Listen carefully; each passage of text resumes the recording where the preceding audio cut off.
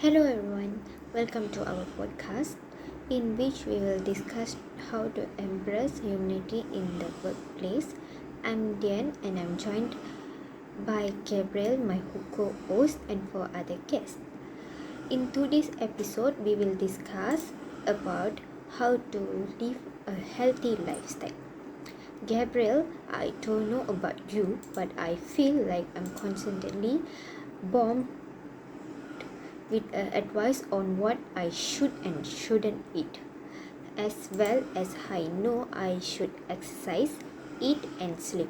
I just heard about several new diets fad that sounded weird to me. However, I don't feel very healthy right now and I'm not following any of the suggestions. I'm open to new suggestions that might work for me. Yes, I have to tell you that since we are all literally forced to stay at home, I have discovered that it's also a perfect time to get creative and try new things in terms of maintaining a healthy lifestyle. I spend the most of time at home exercising, eating healthy meals, organizing day and sleep routines, and engaging in other physical activities. I started to look forward to my 10 minutes workouts. I note down a few exercises that I want to do sometimes, just 7 or 8 times, and then do 2 to 4 rounds of those exercises, depending on how I am feeling that day. Wow, that's fantastic. I did like to welcome today's subject matter expert, William, James, Noah, and Raura. William, Noah, Raura, and James are healthy giving experts and coaches for the first true food focused corporate wellness program. They work with strong performance to increase their energy, productivity, and attention through diet through their companies. They function by laying out the foods and habits that will help you achieve your career and personal goals. So tell us why you focus on food, whoever you are. So, when we consider how we think in general, we place a strong emphasis on fitness and movement. And while that is necessary, it's 80% food and 20% movement. When it comes to weight loss, we're moving more than ever before. Or rather, people are getting out the door and burning calories. But things are not going as planned. And it's because the quality of our food hasn't caught up with our actions. As a result, I'm particularly focused on helping individuals understand the correct nutrition for their body so that they can ultimately realize their goal of feeling well, looking good, and working out with vitality. Yes, that is something I enjoy. I can tell you that I exercise 5 days a week on usual, but I don't take healthy or nutritional meals. So Noah, could you tell us something about eating healthy foods from your routine? Without a doubt, I will.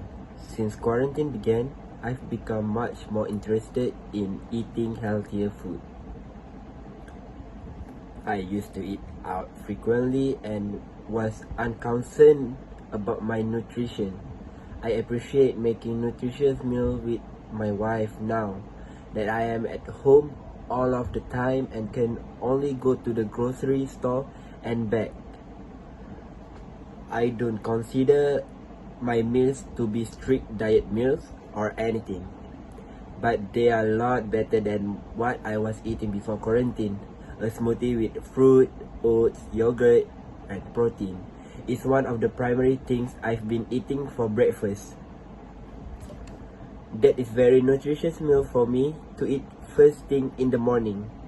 I've been eating a lot of salad, chicken, asparagus, mashed potatoes, and often steak and rice for lunch and dinner. I like to have chocolate cookies with my dinners every now and again. I never eat too many of these because that is not considered healthy eating. But I do love them after my nutritious dinner. Well, Noah, that's wonderful to know.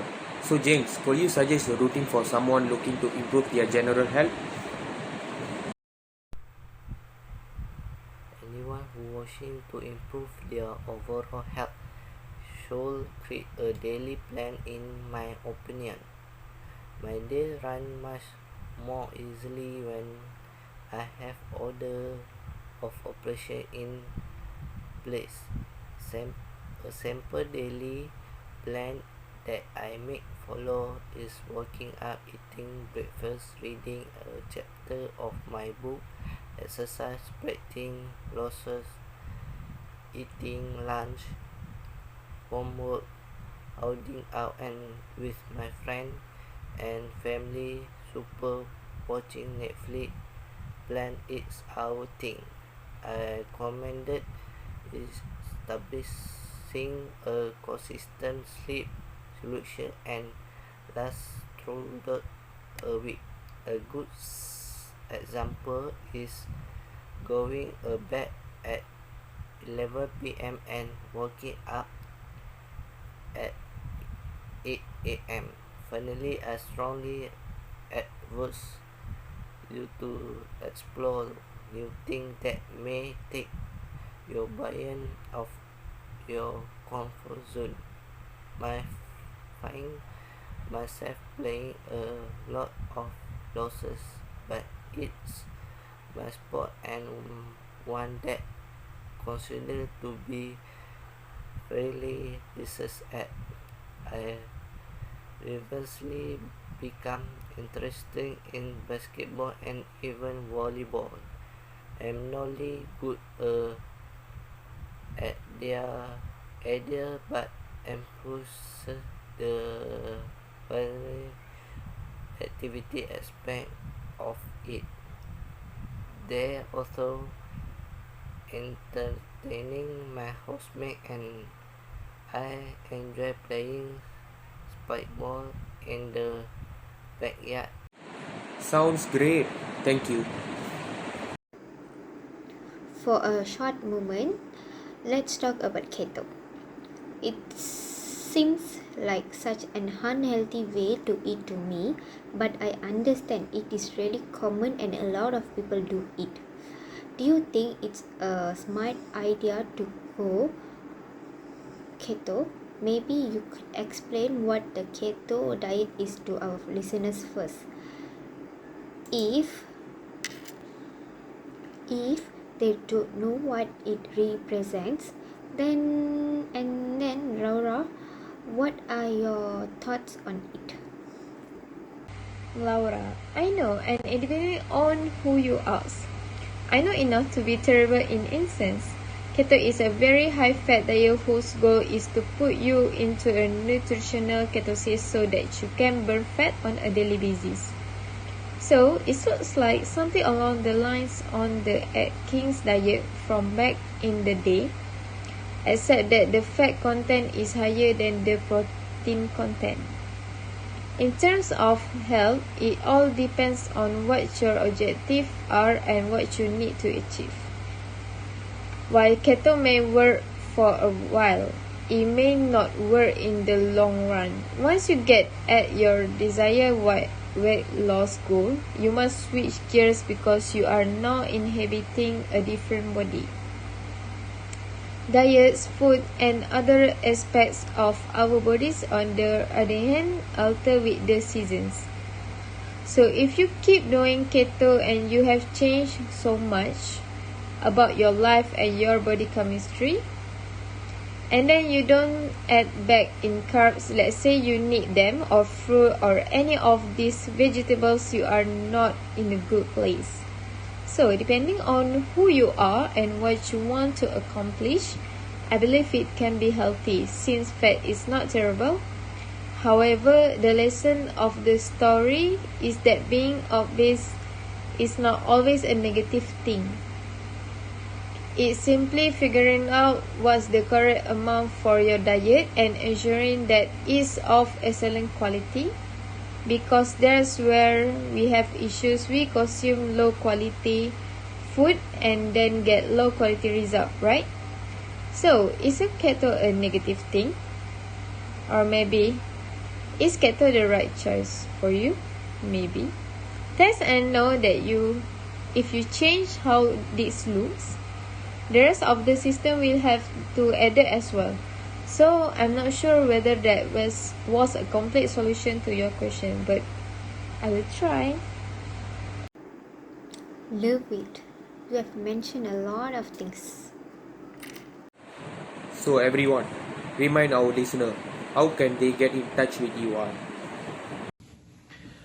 As a reason, we spend a lot of time in Instagram. So at healthand.co is the Instagram handle.